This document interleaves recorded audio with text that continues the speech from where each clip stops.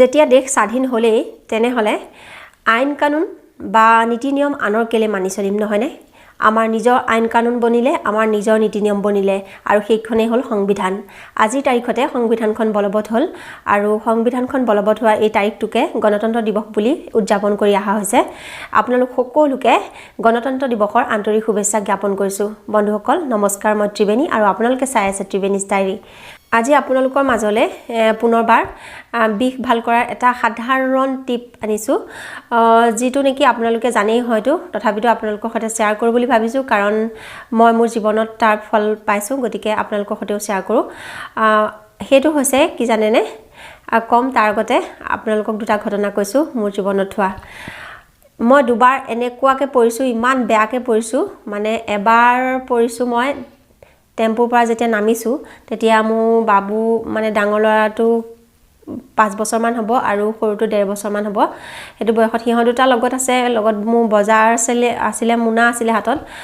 এনেকৈ নামি দিলোঁ আৰু টেম্পুখনো ইমান কিনাৰত ৰখালে মই তললৈ চাবলৈ নহ'লে যে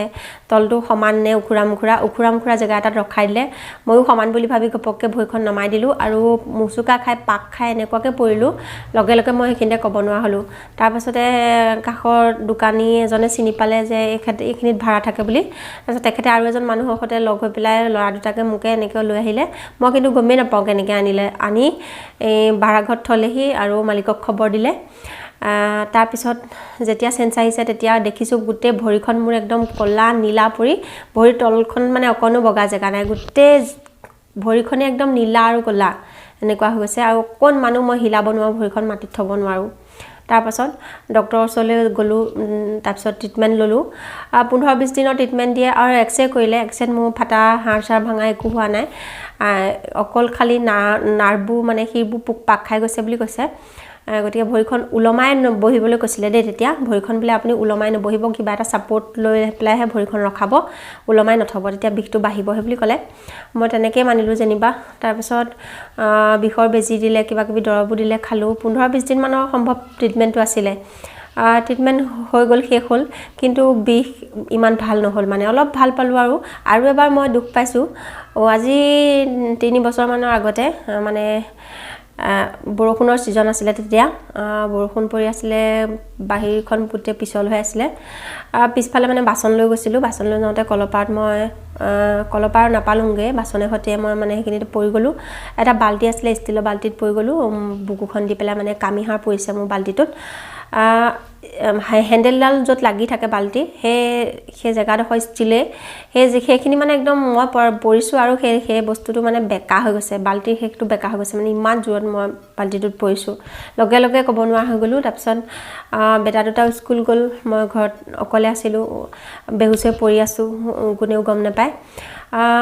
সম্ভৱ 20 মিনিটমান সময় তেনেকৈয়ে থাকিলোঁ মই তাৰপাছতে চেঞ্চ আহিছে তেতিয়াও কাষৰ বাৰীখনতে খুৰী বুলি কওঁ খুৰীহঁতৰ ঘৰ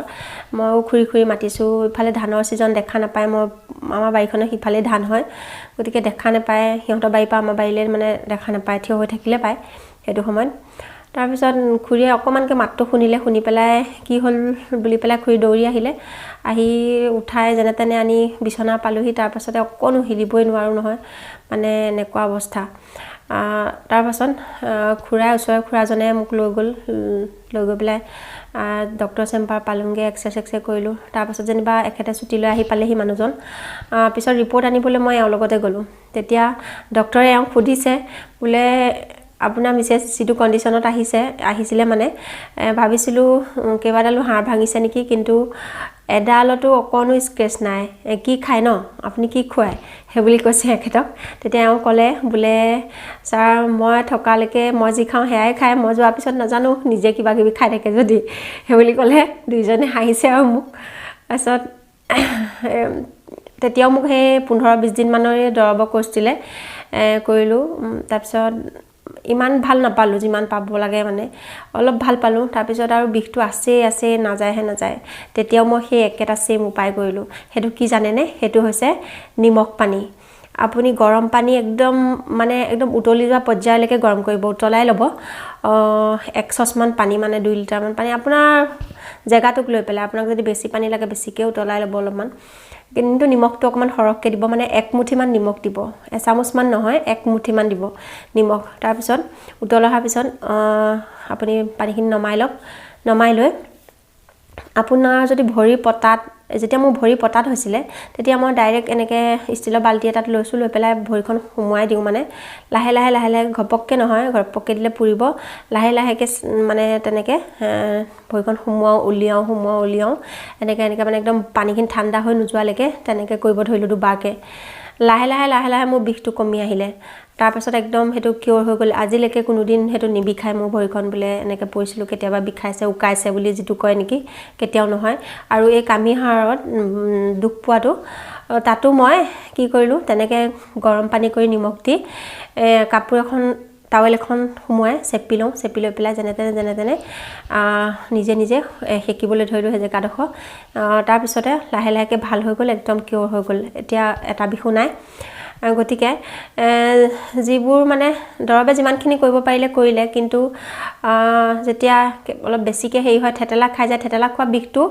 ভাঙা বিষতকৈও থেতেলা খোৱা বিষটো বেছি দিনলৈকে থাকে গতিকে যদি আপোনালোকৰ কেতিয়াবা কাৰোবাৰ এনেকুৱা এক্সিডেণ্ট হৈ থৈছে তাৰপিছতো বিষাই থাকে তেনেহ'লে এনেকুৱা কৰি চাব পাৰে ভগৱানে নকৰক যে আগলৈ তেনেকুৱা হওক কিন্তু যদি কাৰোবাৰ হয় তেতিয়া ধৰি লওক জানি থ'লে আপোনালোকে এপ্লাই কৰিব পাৰিব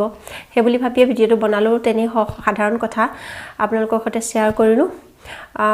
সঁচাকৈ একদম যাদু নিচিনাকৈ কাম কৰে নিমখ পানীটোৱে আপুনি ফাৰ্ষ্ট এবাৰতে গম পাব আপোনাৰ যদি ৰাতি বিষত বোলে টোপনিও অহা নাই কঁকাল বিষ পিঠি বিষ তেনেহ'লে কোনোবা এজন মানুহৰ সহায় ল'ব ঘৰৰ মানে এজন জানা মানুহ এজনৰ সৰু বাচ্চা দি নহয় বা নাজানা এজন দি নহয় ঘপককৈ মানে লগাই দিলে কিন্তু একদম ছালখন পুৰি যাব গৰম পানী যিহেতু আৰু সেই জেগাটোত যাতে কাটা চিঙা নাথাকে গতিকে নিমখ পানী যিহেতু পুৰিব গতিকে যাতে সেইখিনি ঘাঁ লাগি যোৱা নাই আপোনাৰ জখম হোৱা নাই তেনেহ'লে আপুনি তেনেকৈ সেকিব পাৰিব যদি জখম হৈছে তেতিয়াহ'লে তেজ ওলাইছে তেতিয়াহ'লে কিন্তু নিমখ পানীটো নিদিব তেতিয়া আপোনাৰ মানে বেয়া হ'ব গতিকে কৰি চাব পাৰে যদি তেনেকুৱা কোনোবা আছে ক'বও পাৰিব আপুনি ভিডিঅ'টো শেষলৈকে চোৱাৰ বাবে জনাইছোঁ ধন্যবাদ সদায় নিজৰ যত্ন ল'ব আজিলৈ আহিছোঁ নমস্কাৰ